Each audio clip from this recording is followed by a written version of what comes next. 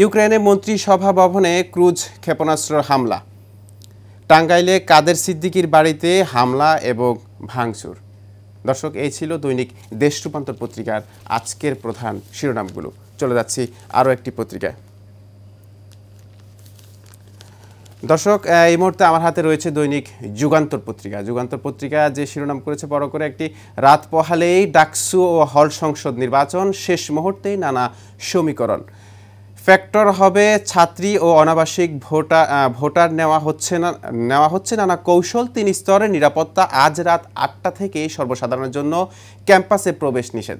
অর্থাৎ দর্শক, ডাকসু নির্বাচনকে কেন্দ্র করেই 3 স্তরের নিরাপত্তা দিবে আইনশৃঙ্খলা বাহিনী। এবং এই শেষ মুহূর্তেও গতকালকে আমরা দেখতে পেয়েছি যে প্রচারণা চালিয়েছে। এদিকে রয়েছে কমিশন চাঁদাবাজিতে সবজি বাজারে আগুন। পাশে রয়েছে সাবেক বিপিজিএস এর প্রত্যাশা, ডাকসু হোক বৈষম্যহীন সমাজ ও গণতন্ত্র নির্মাণের ভ্যানগার্ড। বিশেষজ্ঞদের সঙ্গে কমিশনের সভা, বিশেষ আদেশেই সনদ বাস্তবায়নের চিন্তা। এদিকে জাকসু নির্বাচনে ভিপি প্রার্থীদের ভাবনা, শিক্ষার্থীদের সমস্যা সমাধান ও অধিকার নিয়ে কাজ করব, নারীদের জন্য নিরাপদ ক্যাম্পাস প্রতিষ্ঠা করব, সবার আগে শিক্ষার্থীদের স্বার্থ দেখব, শিক্ষার্থীদের অধিকার আমাদের অঙ্গীকার। এদিকে রয়েছে মামলার ভয়ে দেশে ফিরল 1100 কোটি টাকা, রপ্তানির আড়ালে অর্থ পাচার। কোনো শক্তি নেই ফেব্রুয়ারি নির্বাচন ঠেকাতে পারে, বললেন প্রধান উপদেষ্টার প্রেস সচিব। এখনও ফেরত আসেনি $7,30,000। রপ্তানিমুখী প্রায় 100 প্রতিষ্ঠানের বিরুদ্ধে সিআইডির অনুসন্ধান অব্যাহত। দর্শক, এই ছিল দৈনিক যুগান্তর পত্রিকার আজকের প্রধান শিরোনামগুলো। চলে যাচ্ছি আরও একটি পত্রিকা। দর্শক, এই মুহূর্তে রয়েছে দৈনিক প্রথম আলো পত্রিকা। প্রথম আলো পত্রিকা আজকে যে শিরোনামটি করেছে, বিশেষ সাংবিধানিক আদেশে সনদ বাস্তবায়নের চিন্তা, ঐক্যমত কমিশনে বিশেষজ্ঞদের সঙ্গে বৈঠক, আজকের মধ্যে সাংবিধানিক আদেশ সংক্রান্ত খসড়া তৈরি করে দিতে বিশেষজ্ঞদের অনুরোধ করেছে কমিশন। সংবিধানের উপর প্রাধান্য নয়, সংবিধানের অংশ হবে জুলাই সনদ, গণভোটের চিন্তা বাদ দেওয়া হচ্ছে। দর্শক, পাশে রয়েছে প্রত্যেক দলের পরামর্শে কমিশন অন্তত গুরুত্ব দিয়ে বিবেচনা করছে, সব ক্ষেত্রে আইনি ও রাজনৈতিক দিক, ভালো ও মন্দ দিক খতিয়ে দেখা হচ্ছে, বললেন অধ্যাপক আলী রিয়াজ। এদিকে রয়েছে অনুপস্থিত সরকার সিনড্রোম অনিশ্চয়তায় বাড়াচ্ছে। রাজনৈতিক চিন্তক লেখক বদরুদ্দিন ওমর আর নেই। এদিকে রয়েছে কাদের সিদ্দিকীর টাঙ্গাইল বাড়িতে হামলা এবং ভাঙচুর। এদিকে আমরা দেখতে পেয়েছি একটি ছবি প্রকাশ পেয়েছে, যেখানে ডাকসু নির্বাচনে প্রচারণার শেষ দিন ছিল গতকাল। উৎসব মুখর পরিবেশে ছিল ক্যাম্পাস জুড়ে, তারই একটি ছবি এখানে প্রকাশ পেয়েছে। নিচে একটি শিরোনাম দেওয়া আছে, শান্তিপূর্ণ ভোটের প্রত্যাশা শিক্ষার্থীদের, ডাকসু নির্বাচন দখলদারিত্ব, নির্যাতন, নিপীড়ন ও পেশিশক্তি নির্ভর রাজনীতিক চিরতরে বিদায় করতে নিয়মিত ডাকসু নির্বাচন চান শিক্ষার্থীরা। নির্বাচন নিয়ে কোনো ধরনের গুজবে কান না দিতে শিক্ষার্থীদের প্রতি আহ্বান। বিভিন্ন প্যানেলে ইস্তেহার, গণরুম, গেস্ট রুম, সাংস্কৃতিক স্থায়ী আবাসন প্রতিশ্রুতিও দিয়ে যাচ্ছেন প্যানেল বিপিপি প্রার্থীরা। এদিকে রয়েছে নির্বাচনের পরিবেশ শতভাগ ঠিক আছে, বললেন ডাকসু নির্বাচনের কমিশনার।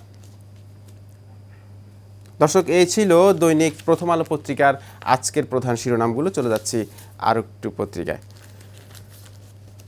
দর্শক, এই মুহূর্তে আমাদের রয়েছে দৈনিক সময়ের আলো পত্রিকা। সময়ের আলো পত্রিকায় আজকে যে শিরোনাম করেছে, 10 সংস্কার কমিশনে 2000-এর বেশি সুপারিশ হিমাগারে, বাস্তবায়নে নেই কার্যকর পদক্ষেপ। কমিশনগুলো দেওয়া 2500-এরও বেশি সুপারিশে 367টি উপদেষ্টা পরিষদ আশু বাস্তবায়নযোগ্য ঘোষণা করলেও বাস্তবায়ন করেছে মাত্র 37টি। অর্থাৎ দর্শক, উপদেষ্টা পরিষদে কিন্তু 367টি সুপারিশের কথা উঠেছে, কিন্তু সেইখান থেকে মাত্র 37টি সুপারিশ বাস্তবায়ন করেছে ঐক্যমত কমিশন। এদিকে রয়েছে 166টি সুপারিশকে গুরুত্বপূর্ণ হিসেবে চিহ্নিত করে রাজনৈতিক দলগুলোর সঙ্গে আলোচনার পর জুলাই সনদের খসড়া চূড়ান্ত করেছে ঐক্যমত কমিশন। বদরুদ্দিন ওমরের জীবনাবসান, প্রধান উপদেষ্টা সহ বিভিন্ন মহলের শোক। এদিকে রয়েছে শেষ সময়ে বাড়তি উত্তেজনা, রাত পোহালেই ভোট, ৮ বিষয়ে ছাত্রদল প্যানেলের শপথ, হুইল চেয়ারে করে সংবাদ সম্মেলনে মেঘমাল্লা বসু, ফোন দিয়ে ভোট চাওয়া ফ্যাসিবাদী আচরণ বললেন সাদিক কায়েম। এদিকে রয়েছে রাবিতে ছাত্রদল ও শিবিরের প্যানেল ঘোষণা।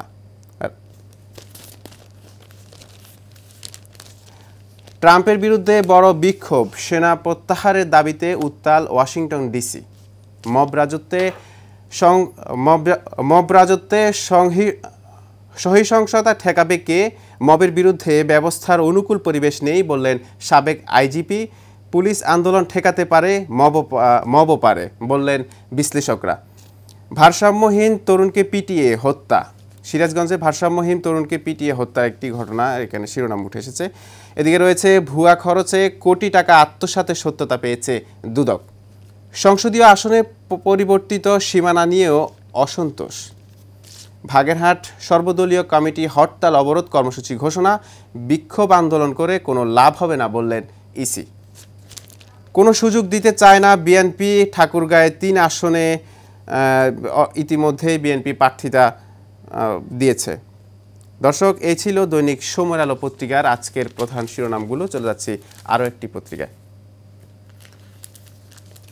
এই মুহূর্তে রয়েছে দৈনিক ইত্তেফাক পত্রিকা। ইত্তেফাক পত্রিকায় আজকে যে শিরোনাম করেছে, আইনশৃঙ্খলা পরিস্থিতি কিছুটা খারাপ হয়েছে বললেন স্বরাষ্ট্র উপদেষ্টা। সম্প্রতি সময়ে আমরা দেখতে পেয়েছি দেশে নানান ধরনের ঘটনা ঘটেছে যেখানে এটি দায়ে কিন্তু স্বরাষ্ট্র উপদেষ্টা স্বীকার করেছেন। তিনি বললেন যে আইনশৃঙ্খলা পরিস্থিতি বর্তমানে কিছুটা খারাপ অবস্থাতে রয়েছে। বিশৃঙ্খলা সৃষ্টিকারীদের ছাড় না দিতে প্রধান উপদেষ্টা নির্দেশ। ডাকসু নির্বাচন শান্তিপূর্ণ ও উৎসবমুখর করতে হবে। আইনশৃঙ্খলা পরিস্থিতি নিয়ে উচ্চ পর্যায়ে বৈঠক। আইনশৃঙ্খলা পরিস্থিতি নিয়ে উচ্চ পর্যায়ে গতকালকে প্রধান উপদেষ্টা বৈঠক করেছেন। বৈঠকে তিনি নির্দেশ দিয়েছেন জটিকা মিছিল ও বেআইনি সভা সমাবেশ মনিটরিং জোরদার এবং এর পিছনে সক্রিয় বিরুদ্ধে কঠোর ব্যবস্থা নেওয়ার নির্দেশ দিয়েছেন তিনি।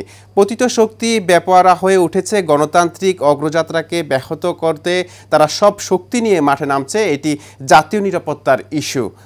দুর্গাপূজা এবং নৈরাজ্য সৃষ্টি করতে নানা ষড়যন্ত্র হতে পারে বলেও আশঙ্কা করছেন প্রধান উপদেষ্টা। এই নিয়ে তিনি আইনশৃঙ্খলা বাহিনীকে কঠোর নির্দেশনা দিয়েছেন।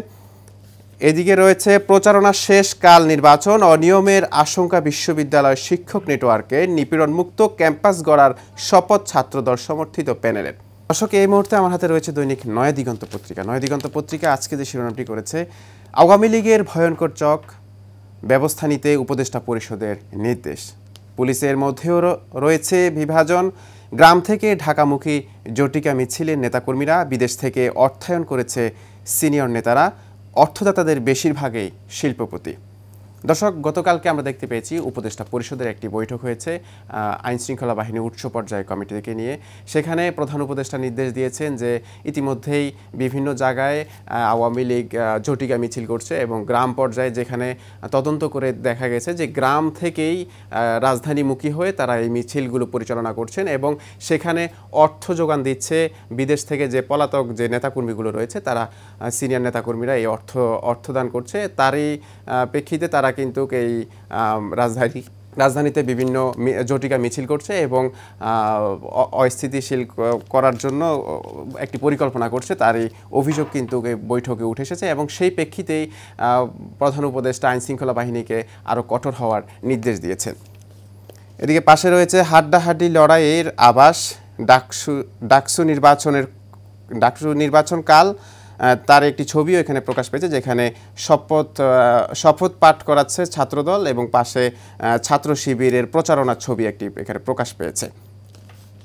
পাশে রয়েছে শহীদ আনসারের মায়ের জবানবন্দি, হত্যার বদলায় ফাঁসির আদেশ চাই। ডাকসু নির্বাচনে শান্তিপূর্ণ পরিবেশ নিশ্চিত করতে প্রধান উপদেষ্টার নির্দেশ। এদিকে নয়া দিগন্তকে একটি সাক্ষাৎকারে মাহমুদুর রহমান মান্না বলেছেন, রাজনীতির বিবেচনার বাহিরে ডাকসু নির্বাচন হবে না। মুনাফার নামে বৈদেশিক মুদ্রা নিয়ে যাচ্ছে বিদেশি প্রতিষ্ঠানগুলো। প্রধান উপদেষ্টা সহ অনেকেরই শোক, বদরুদ্দিন ওমর আর নেই। বদরুদ্দিন ওমর মারা যাওয়ায় প্রধান উপদেষ্টা সহ অনেকেই শোক প্রকাশ করেছেন। ফিলিস্তিনি রাষ্ট্রদূতের সৌজন্য সাক্ষাৎ, ইসরায়েলের আগ্রাসন বিশ্ব শান্তির জন্য বড় হুমকি বললেন ডাক্তার শফিকুর রহমান, জামায়াত ইসলামের আমির। দর্শক, এই ছিল দৈনিক নয়া দিগন্ত পত্রিকার আজকের প্রধান শিরোনামগুলো। দর্শক, সংবাদের শুরুতেই যেমনটি বলেছিলাম যে প্রতিদিনই বিভিন্ন বিষয় নিয়ে, সমসাময়িক বিভিন্ন বিষয় নিয়ে আমাদের সাথে ভার্চুয়ালি একজন অতিথি যুক্ত থাকেন। তারই ধারাবাহিকতায় আজকেও আমাদের সাথে ভার্চুয়ালি একজন অতিথি যুক্ত রয়েছেন, ডাক্তার এম ইয়াসিন আলী, চেয়ারম্যান ও chief consultant, Dhaka city physiotherapy হাসপাতাল, ঢাকা। ডক্টর এম ইয়াসিন আলী, আপনি আমাকে শুনতে পাচ্ছেন? জি, আমি আপনাকে শুনতে পাচ্ছি। স্বাগত আপনাকে এশিয়ান সংবাদ বিশ্লেষণে। জি, আপনাকেও ধন্যবাদ। তো ইয়াসিন আলী, আজকে বিশ্ব ফিজিওথেরাপি দিবস। দিবসটি সম্পর্কে আপনার থেকে আমরা জানতে চাই, এবারের উদ্দেশ্য কি থাকবে এই ফিজিওথেরাপি দিবস উপলক্ষে? জি, অনেক ধন্যবাদ আপনাকে। খুবই গুরুত্বপূর্ণ একটি বিষয় আজকে আমরা আলোচনা করছি। আজকে 8 সেপ্টেম্বর বিশ্ব ফিজিওথেরাপি দিবস, এবং এই দিবসটি সারা বিশ্বেই পালিত হচ্ছে, তেমনটি বাংলাদেশেও পালিত হচ্ছে। এই দিবসের এবছরের প্রতিপাদ্য বিষয় হলো সুস্থ বার্ধক্যে ফিজিওথেরাপি ও শারীরিক কার্যকলাপের ভূমিকা। অর্থাৎ আমাদের এখন গড় আয়ু বেড়েছে, শুধু বাংলাদেশে নয়, সারা বিশ্বেই গড় আয়ু বেড়েছে। আমাদের দেশে এখন গড় আয়ু হলো 73 বছর। তো এই 60 ঊর্ধ্ব যে মানুষগুলো আছে, তারা যেন সুস্থ স্বাভাবিক জীবনযাপন করতে পারে, তাদের স্বাভাবিক কার্যক্রম সঠিকভাবে পালন করতে পারে, সেক্ষেত্রে ফিজিওথেরাপি একটা খুবই গুরুত্বপূর্ণ ভূমিকা পালন করে। সেই মেসেজটা সাধারণ মানুষের মধ্যে পৌঁছে দেওয়ার উদ্দেশ্যেই মূলত এবছরের এই প্রতিপাদ্য নির্ধারণ করা হয়েছে। আমি আপনাকে আরেকটি বিষয় জানতে চাই যে ফিজিওথেরাপিটা আসলে যে সাধারণ মানুষের সম্পর্কে যে সচেতনা, এটা সাধারণ মানুষ আসলে কিভাবে এটাকে নিবে সেটি একটু আমাদেরকে জানাবেন। মানে কোন প্রয়োজনে তার এটা প্রয়োজন? ধন্যবাদ। আসলে ফিজিওথেরাপি একটা মাল্টি ডিসিপ্লিনারি অ্যাপ্রোচ। আমরা বলে থাকি যে অনেকগুলা ডিসিপ্লিনের সাথে ফিজিওথেরাপি খুবই ওতপ্রোতভাবে জড়িত। যেমন আমরা দেখি যে আমাদের অর্থোপেডিক্স, আমাদের নিউরোলজি, ফিজিক্যাল মেডিসিন, রিউমাটোলজি এবং পেডিয়াট্রিক্স, কার্ডিওলজি, স্পোর্টস ইনজুরি, এই ধরনের অনেকগুলা সাবজেক্টের সাথে আমরা কাজ করি। যেমন দেখা যায় যে কারো আমরা মাস্কুলোস্কেলেটাল কিছু প্রবলেমের কথা যদি বলি, যেমন ঘাড় ব্যথা, কোমর ব্যথা, হাঁটু ব্যথা, স্ট্রোক পরবর্তী প্যারালাইসিস, বা যে শিশুগুলা জন্মের সময় বিভিন্ন ডিসএবিলিটিস নিয়ে জন্মগ্রহণ করে, বা জন্মের পরেও অনেকের কিছু ডিসএবিলিটি তৈরি হয়, সেইগুলা নিরসনে ফিজিওথেরাপি খুবই গুরুত্বপূর্ণ ভূমিকা পালন করে। আপনি জেনে থাকবেন যে ঘাড় ব্যথা, কোমর ব্যথা বা হাঁটু ব্যথা, এই ধরনের যে ব্যথায় আক্রান্ত রোগী, যারা দীর্ঘদিন ব্যথানাশক ওষুধ খাওয়া যায় না, সেক্ষেত্রে তাদের ওষুধের পাশাপাশি যদি ফিজিওথেরাপির মাধ্যমে যে কারণে তার ঘাড় ব্যথা হচ্ছে বা কোমর ব্যথা হচ্ছে বা হাঁটু ব্যথা হচ্ছে, সেগুলোকে যদি আমরা কমিয়ে নিয়ে আসতে পারি, তাহলে এই দীর্ঘমেয়াদী ব্যথার ওষুধের প্রয়োজন পড়ে না। আপনি জেনে থাকবেন যে দীর্ঘমেয়াদী মেয়াদী ব্যথার ওষুধগুলোর অনেক ধরনের পার্শ্ব প্রতিক্রিয়া থাকে। তো এই ক্ষেত্রে একটা সমন্বিত চিকিৎসা যদি আমরা নিই, সেক্ষেত্রে রোগীরা দীর্ঘমেয়াদী ভালো থাকতে পারে। আচ্ছা, বাংলাদেশে ফিজিওথেরাপির বর্তমান অবস্থাটা কি একটু জানাবেন? মানে বর্তমান বাংলাদেশে ফিজিওথেরাপির জি, অবস্থানটা জি, কতদূর? অনেক ধন্যবাদ আপনাকে। বাংলাদেশে বর্তমানে ফিজিওথেরাপির যে অবস্থা, আমাদের এই কোর্সটা পরিচালিত হয় ঢাকা বিশ্ববিদ্যালয়ের মেডিসিন অনুষদের অধীনে, সরকারিভাবে একমাত্র প্রতিষ্ঠান যেটাকে বলা হয় নিটোর সংক্ষেপে। আমরা যদি ইলাবোরেট করি, national institute of traumatology and orthopaedic rehabilitation, অর্থাৎ জাতীয় অর্থোপেডিক পুনর্বাসন হসপিটালে এই কোর্সটা পরিচালিত হয়। এটা একটা 5 বছরের গ্রাজুয়েশন কোর্স, যেখানে একজন ফিজিওথেরাপি চিকিৎসক হতে হলে তাকে আইএসসি পাশ করার পরে এমবিবিএস এবং ডেন্টালের মতোই তার আর্ট জিপিএ 5 আর্ট নিয়ে ভর্তি হতে হয়, এবং 5 বছর পরে সে একজন ফিজিওথেরাপি চিকিৎসক হতে পারে।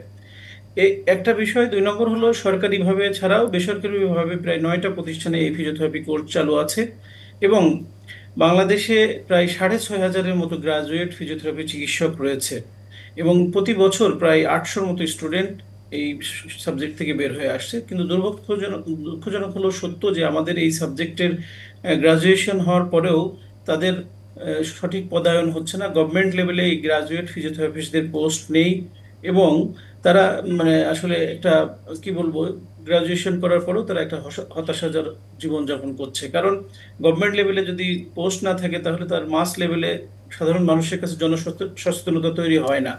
তো এই ব্যাপারে আমি বলবো, যদি সরকার আন্তরিক হয়, প্রত্যেকটা জেলা হসপিটালে, উপজেলা হসপিটালে যেন ফিজিওথেরাপি চিকিৎসকদের পদায়ন করা হয়, এবং যে ছাত্ররা পাশ করে বের হচ্ছে তাদের যেন চাকরির ব্যবস্থা হয়। এই ব্যাপারে আমি সংশ্লিষ্ট কর্তৃপক্ষের দৃষ্টি কামনা করছি।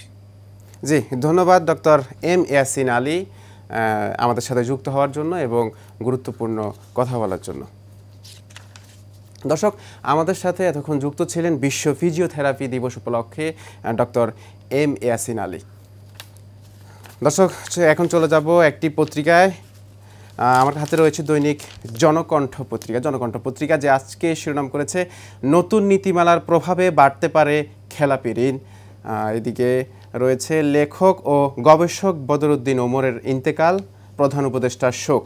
দেশের অর্ধেক মানুষ এখনও নিরক্ষর, আন্তর্জাতিক সাক্ষরতা দিবস আজ। জয় পরাজয় নির্ধারিত করবে নারী ও নিরপেক্ষ ভোটাররা। দর্শক, এই ছিল দৈনিক জনকণ্ঠ পত্রিকার আজকের প্রধান শিরোনামগুলো। সেই সাথে শেষ করব আজকের এশিয়ান সংবাদ বিশ্লেষণ। দর্শক, আজকের এশিয়ান সংবাদ বিশ্লেষণ আজকে এই পর্যন্তই। আগামীকালও ঠিক একই সময়ে আবারও দেখা হবে। ততক্ষণ পর্যন্ত ভালো থাকুন, সুস্থ থাকুন, এশিয়ান টেলিভিশনের সাথেই থাকুন। আল্লাহ হাফেজ।